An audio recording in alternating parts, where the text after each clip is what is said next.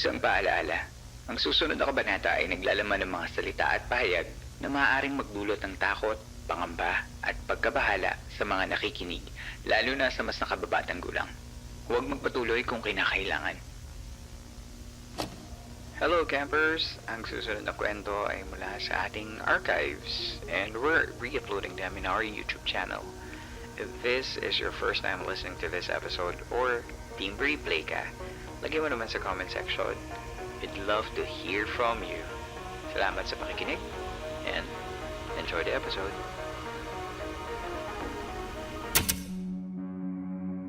Tuloy po kayo sa ika-29 na gabi ng San Telmo Society.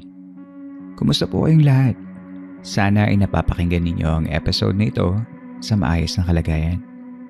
Ang San Telmo Society ay ang listeners' story submission segment ng Philippine Campfire Stories, kung saan binabasa ko ang mga totoong kwento ng kababalaghan at pagtataka mula mismo sa ating mga tagapakinig. Bueno, wag na nating patagalin. I hope nasa komportable kang lugar. Time to relax at dadalhin tayo ngayong gabi ng ating story sender na si Ash sa Baguio City. Isang lugar na kilala sa malamig na klima at matatayog ng mga pine trees. Pero may isang puno na tila naiiba sa karamihan. Tara, pakinggan na natin ang kwento ni Ash.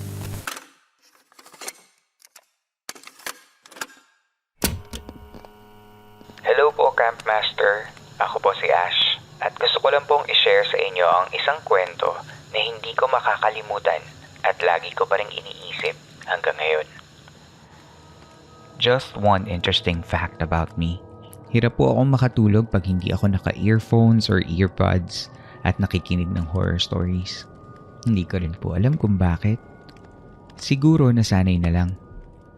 Bali nagsimula po ang kwento ko nung unang beses kong i-share itong fact na ito sa ibang tao. Noong nasa Baguio pa po ako at nag-aaral pa, nagkaroon po ako ng landlord na taxi driver. Very cool pong kasama si Kuya Ronnie. Mabait pa at bagets kahit medyo may edad na. Minsan nagkainuman po kami at nakwento ko nga po iyon na mahilig akong makinig ng horror stories lalo na bago matulog. Tumawa na lang po siya nang nalaman niya. Hindi ka ba natatakot? Sabi ko naman kaya hindi ako natatakot kasi wala pa akong napapakinggan na kwento na makakapigil sa aking matulog. Lahat ng kwentong napapakinggan ko online, sobrang basic lang at hindi masyadong nakakapuko ng atensyon kaya natutulugan ko lang. Tumawa siya at sinabing, "Sige, may ikikwento ko sa'yo." "Narinig mo na ba yung kwento nung puno sa may John Hay?" Tanong niya. "Anong puno, kuya?" Sabi ko, "Yung kwento nung puno na hindi matumba-tumba. Narinig mo na ba yun?" Dagdag niya. He then proceeded to tell me something that I assumed was an old urban legend in Baguio. Hindi ko masyadong inisip kasi akala ko basic story na naman. But he went on to tell me the story anyway. Mayroong isang punong kahoy sa may parte ng Camp John Hay na puno ng sugat. Sugat galing sa taga, sa tusok, sa itak at marami pang iba.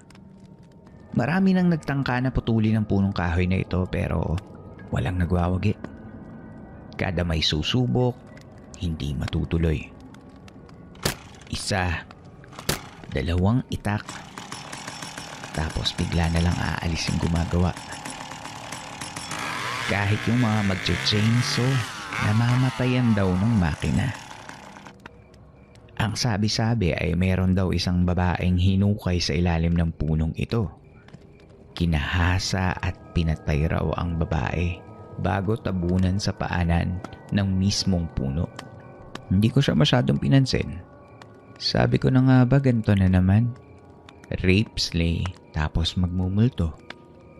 Typical horror story. Medyo iritado na akong nagtanong. Akala ko naman iba yung kwento mo, kuya. Na-excite pa ako. Normal horror story lang din yan eh. Wala na bang iba? Sandali, patapusin mo kasi ako. Anya, noon ibang-iba ang Baguio. Hindi pa ganito karaming tao. Dumating kami ng ate mo dito noong mga 2003. Kakagaling ko lang sa Saudi noon at naghahanap ako ng pwedeng trabaho. Ayos naman ang kita. Yun nga lang, kailangan kong maisaulo kaagad ang mga lugar dito sa Baguio. Bilang bago pa lang ako sa lugar, minsan hindi ko alam yung lugar na sinasabi ng pasahero ko kaya siya na lang ang nagtuturo sa akin. Biglang tumagay si Kuya Ronnie bago ituloy ang kwento. Mag-aalas 6 na nun. Gagarahe sana ako kasi yung karelyebo ko naman ang susunod na gagamit ng taxi. May mga turista akong hinatid sa John Hay.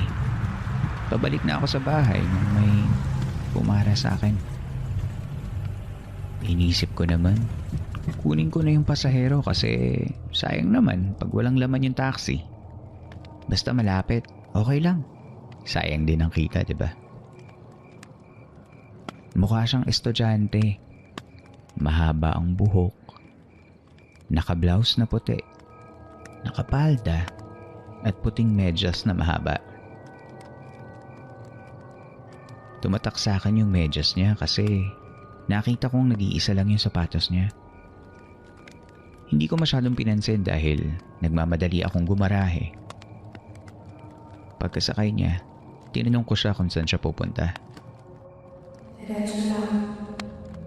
Sabi niya, sumandal siya sa upuan.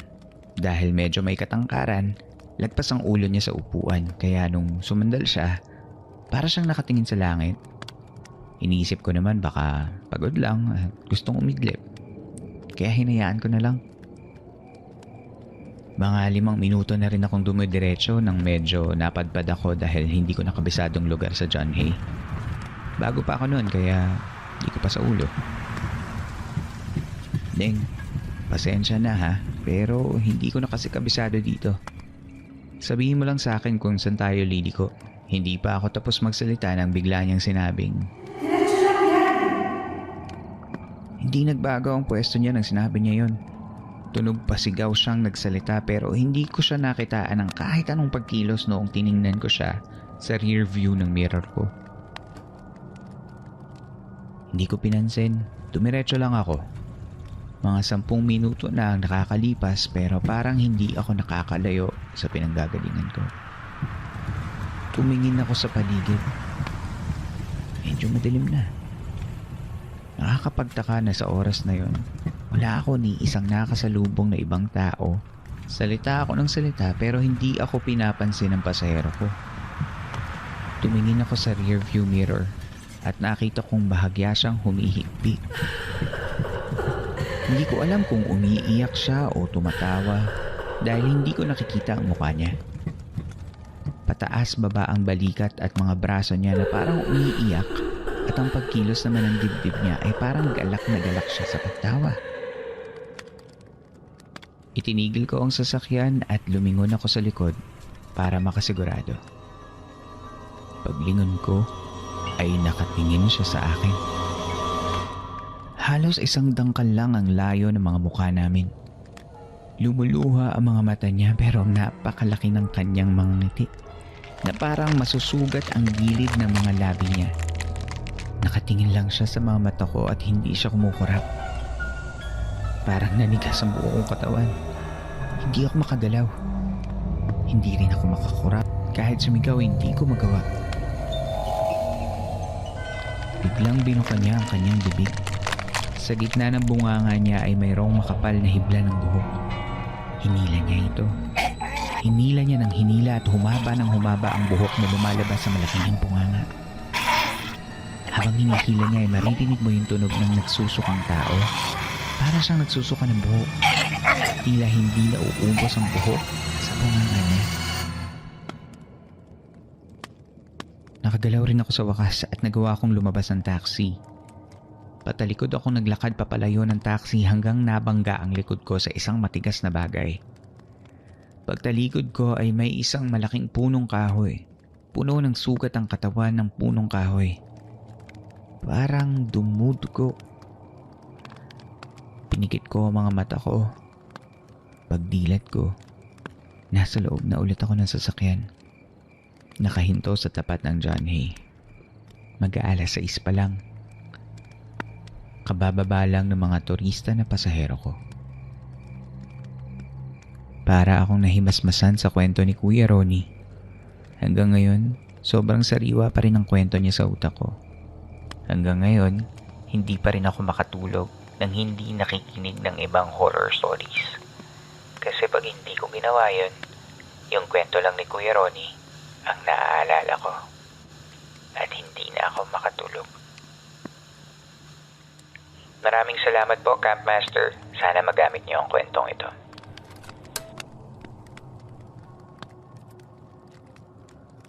Hello, Ash. I am actually a seasonal resident of Baguio City. At bilang tagahanga ng mga horror stories, grabe yung feeling nung una ko itong binasa. Sure ka bang kwento sa'yo ito ni Kuya Ronnie? Grabe kasi mukha siyang hinugot sa isang horror movie. Baka mabangga na lang ako sa takot kapag na-experience ko to. Ngayon ko lang din narinig ang kwentong ito. Ang Baguio City ay sikat sa isa pang babaeng nakaputi na karaniwang laman ng mga urban legends, ang White Lady ng Luwakan Road. Kaya ito agad ang naisip ko nung sinabi mo sa kwento na sa John Hay ito nangyari.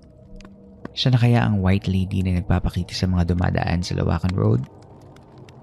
Masasabi kong ito na din ang pamosong mysterious pine tree ng Baguio na sinasabing hindi maputol-putol, ilang dekada na ang nakakaraan. Sabi ng ating previous guest na si Dion Fernandez from our episodes 63 and 64 about Baguio City, maaaring ang Luwakan Road sa Baguio ay talagang tahanan ng mga kababalaghan dahil isa ito sa mga natitirang less urbanized area sa Baguio City. Marami pa rin puno at mga hayop sa lugar, kaya maaaring may mga nilalang na hindi natin nakikita ang pinipiling dito marirahan dahil hindi sila nagagambala dito. Kung babalikan ninyo ang episodes na iyon ay nabanggit din ni Dion na nakakita siya ng isang nilalang sa mismong Luwakan nang minsan siyang mag-shoot for special guesting. Ganun pa man, ang kwento na ito ni Ash ay isang paalaala na tayo ay maging maingat sa pagmamaneho at paglalakbay kahit saan man tayo mapunta. Alam kong naging isang industriya na ang pag-consume ng horror as entertainment at isa na rin yun sa mga dahilan kung bakit tayo magkakasama sa episode na ito. Pero sana tandaan ninyo na ang mga spirits na minsan ay nakikita ninyo, gaya ng babaeng nakita ni Kuya Ronnie, ay maaaring may madilim na pinagugatan. Hindi natin dapat ipagwalang bahala ang mga kwento sa likod ng mga urban legends na ito at ituring lang na isang basic form of entertainment. Bilang mga responsible listeners ng podcast na ito, gusto ko kayong paalalahanan na ang mga crime-related ghost stories should not be seen as a source of entertainment. Isipin nyo na lang na mga kwentong ito ay reminders na may mga taong nasira ang buhay at ipinalangin na lang natin ang kanilang kapayapaan. Thank you so much, Ash, for this story.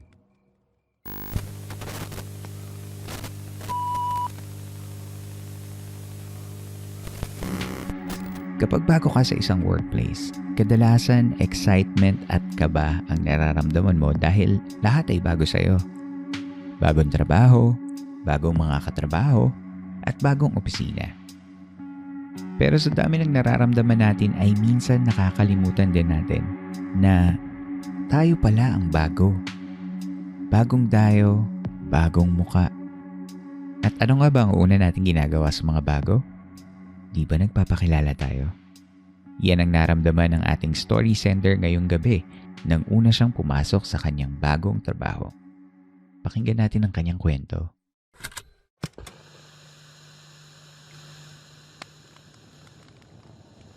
Hello, Campmaster. First time ko mag-send ng story dito at hindi ko alam kung worthy ang story ko sa campsite. Ngunit, ito ang aking kwento. Tawagin niyo na lang akong Lenlen. Aking ibabahagi ang aking karanasan bilang isang guro sa gitna ng pandemya sa isang private school na siyang pinagtuturuan ko ngayon. Hindi ko na pangangalanan ng paaralan bilang respeto, ngunit ito ay matatagpuan sa lungsod ng Taguig. Matatagpuan ito malapit sa isang barangay at sobrang tago ito na kailangan sumakay ng tricycle para makapasok sa looban papunta sa paaralan. Bilang isang fresh graduate sa kurso ng edukasyon sa gitna ng pandemya ay sobrang hirap maghanap ng trabaho dahil karamihan sa private schools ay nagsara. Ngunit pagkatapos ng 2 buwan ay nakahanap naman ako ng trabaho bilang isang private school teacher sa Taguig. Sa una, hindi ko sana tatanggapin ang offer dahil medyo malayo ito sa lugar na tinitirahan ko sa Makati.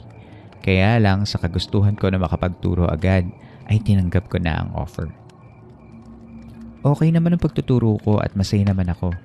Pero things started to feel weird sa akin nung nag-onsite teaching ako for the first time. Isang araw noong September last year, nagturo ako onsite sa unang pagkakataon dahil may emergency meeting pagkatapos ng aming classes at required kami na pumunta. Sa library ako ng paaralan pinagstay muna dahil walang place sa faculty namin. Masaya naman tumakbo ang Zoom classes ko buong araw. Ngunit sa second subject ko, habang nagbibigay ng activity ay biglang bumagsak ang isang libro sa gilid ng bookshelves na katabi ko. Sa una nagtaka ako dahil maayos naman ang pagkakahilera ng mga libro. Kaya walang dahilan para ito ay bumagsak. I excused myself sa Zoom class at inayos ang libro kahit nagtataka. Last class ko na at nasa library pa din ako nagtuturo. Nang biglang isa-isang nagbagsakan ng mga libro sa isang bookshelf na malapit naman sa bintana. Doon na ako natakot at nagpa-early dismissal na ako. Ikinwento ko ito agad sa isang co-teacher ngunit sabi niya ay uni-uni ko lang ito. Lumipas ang ilang linggo at bandang last week ng October, pinapunta ulit ako sa paaralan para mag-ayos ng mga papeles at muli sa library ako pinagstay. Sa una, ayaw ko dahil sa karanasan ko nung nakaraang buwan. Ngunit sabi ng isang co-teacher ko, magdasal lang at sinamahan na din niya ako sa library. At yun naman ang aming ginawa. Akala ko safe na kami sa aming pamamalagi sa library. Pero bandang 3 p.m., biglang may narinig kami na umuungol sa likod ng mga bookshelves. Sa una, akala namin ay sa labas lang nanggagaling yung ungol. Dahil may mga bahay doon. Ngunit lumakas ang ungol hanggang sa nagbagsakan isa-isa mga libro sa bandang bintana at biglang namatay ang ilaw sa loob ng library. Doon na kami tumakbo ng co-teacher ko sa baba ng faculty room namin at maiyak-iyak na nagkwento sa aming nakakatakot na karanasan. Doon na sila naniwala sa mga kwento ko at pinabless ng school ang library namin at nawala naman na yung pagpaparamdam. Ayon sa mga taong matagal lang nakatira sa lugar, ang site ng paaralan ay dating malawak na lupain na dating tambakan ng mga salvage victims noong 1970s. Nalaman ko din na yung parteng kung saan makikita ang library ay may ginahasa na babae at pinatay pagkatapos. Sa tingin ko sila yung mga kaluluwa na nagpaparamdam sa amin ng co-teacher ko noong araw na yun. Sa ngayon may occasional na pagpaparamdam pa din pero hindi na kasing lala nang naganap sa amin noong October. Ang nagpaparamdam na lang ay isang bata na multo na sabi ng mga staff ay dating elementary student na namatay sa dengue na kahit anong gawin nila na pagpapabless ay hindi umaalis sa paaralan. Pinangalanan namin siya na best friend ng co-teacher ko na lagi kong nakakasama at para hindi kami gambalayan ay kinakausap namin siya na parang tao. Sounds weird para sa iba ko pang co-teacher kapag nakikita nila akong ginagawa ko yun. Pero ayun ang paraan namin para hindi naman magparamdam si best friend at maiwasan kung ano pang pwedeng maganap ulit sa amin. Ayun lamang po ang aking karanasan at maraming salamat muli sa Philippine Camper Stories dahil nakakatulong ang pakikinig ko sa mga stories ninyo sa mga panahon ng aking pamamahinga pagkatapos magtrabaho ng 18 hours bilang isang guro. More power and stay safe always. Hello Teacher Lenlen. Unang-una, salamat sa mga ginagawa mo bilang isang guro. Para sa akin, ang larangan ng mga guro ay isa sa mga pinaka-importanteng trabaho dahil isa sila sa mga unang nagiging inspirasyon ng mga kabataan kung anong klaseng tao sila sa kanilang pagtanda. Alam kong kahit napapagod ka na Teacher Lenlen, ay ginagawa mo sa abot ng iyong makakaya upang maiangat ang kalidad ng buhay ng iyong mga mag-aaral sa pamamagitan ng iyong pagtuturo. Saludo ako sa iyo, Teacher Lenlen. At saludo pa rin ako sa iyo on how you handled your, let's say, occupational hazard. Yung unang impulse ko is to find other reasons bakit may nalaglag na libro sa unang kwento mo. Napakarami naman kasing dahilan pero dahil wala naman ako doon at sabi mo nga ay walang dahilan upang pumagsak yun. At nung pangalawa ay may kasama ka na sa pagpaparamdam sa iyo. Baka siguro dahil bago ka sa lugar kaya kinilala ka muna ng nakatira sa library. Isipin mo nga naman siya ang laging nandun kaya nung nakita ka niya ay baka nagpakilala lang naman siya para next time ay magpasintabi ka na tuwing gagamit ka ng library. Ang lungkot lang din ng mga kwento ng lugar ng school ninyo, no? Dating killing field, may na-rape, may namatay sa dengue. Sana makatawid na din sa dapat nilang puntahan kung may natitira pang mga kaluluwa dyan sa school. Anyway, salamat sa kwento mo, Teacher Lenlen.